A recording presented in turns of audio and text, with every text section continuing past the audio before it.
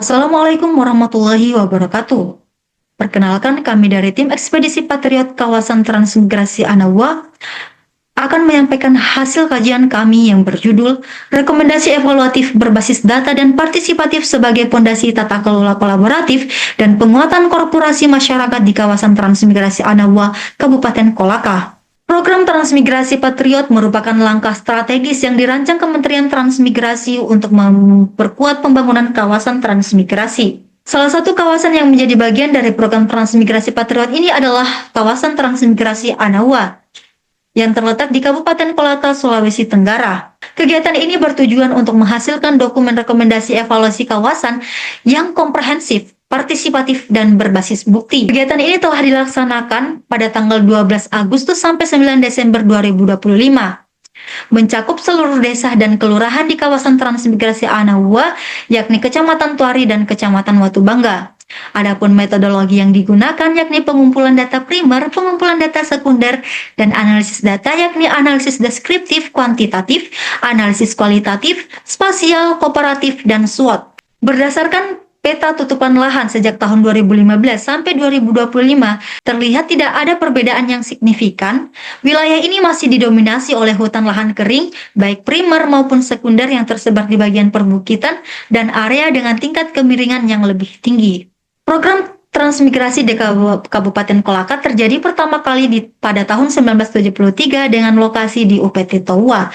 Program transmigrasi dilakukan sebanyak 21 kali dengan penempatan terakhir pada tahun 2016 di UPT Anawa. Kawasan transmigrasi Anawa meliputi Kecamatan Tuari dan Kecamatan Watubangga ini terjadi 9 kali program transmigrasi yang meliputi UPT Tuari 1-5, TSM Anawa, dan UPT Anawa.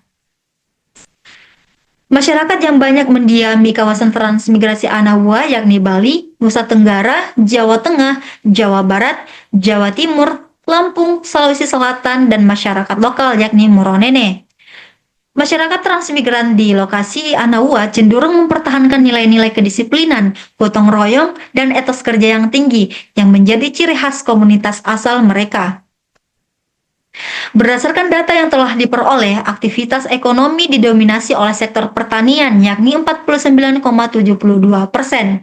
dengan 10 komoditas utama yakni kakao, kelapa sawit, nilam, jeruk, padi, sapi, kambing, ikan, dan udang faname.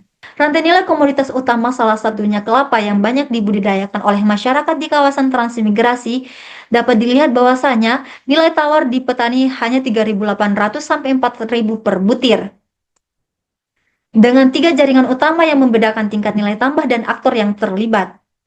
Berdasarkan aktivitas sistem agribisnis, padi merupakan komoditas yang dipupuk sesuai rekomendasi, sedangkan sebagian besar komoditas perkebunan seperti kelapa, kakao, sawit, dan nilam tidak dipupuk sesuai rekomendasi, atau bahkan untuk kelapa dan kakao sama sekali tidak dipupuk.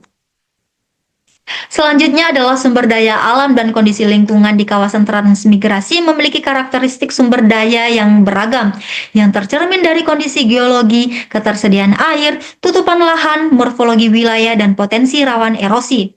Berdasarkan peta elevasi, kawasan ini memiliki variasi topografi yang cukup signifikan dengan ketinggian antara 17 hingga 378 meter di atas permukaan laut. Berdasarkan data BMKG, wilayah ini beriklim tropis dengan curah hujan tinggi sepanjang tahun. Secara keseluruhan, kawasan transmigrasi Anawa memiliki potensi sumber daya alam yang baik untuk pengembangan kegiatan pertanian, perkebunan, dan permukiman. Status keberlanjutan pemanfaatan sumber daya alam juga terlihat cukup baik, terutama pada sektor kehutanan, perikanan, dan energi. Dalam pengelolaan hasil hutan, dinyatakan bahwa pemanfaatan kayu harus dilakukan tanpa merusak lingkungan dan tidak mengurangi fungsi pokok hutan, serta tentu harus memiliki izin usaha yang resmi. Rekomendasi strategi untuk usulan arah pengembangan kawasan berbasis potensi lokal: yang pertama, pengembangan sistem agribisnis komoditas utama.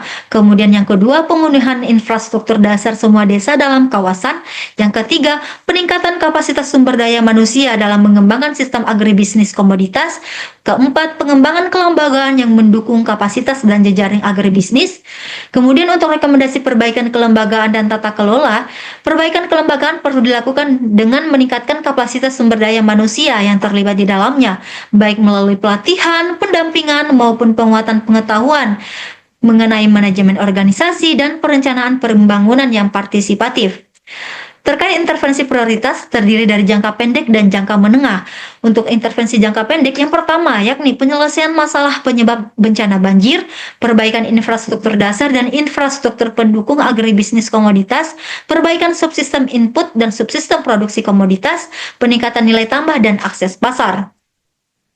Intervensi jangka menengah meliputi yang pertama peningkatan kapasitas SDM dalam bidang agribisnis, dapat melalui dengan pembangunan balai pelatihan kerja dalam bidang agribisnis dan pengadaan fasilitas pelatihan baik online maupun offline.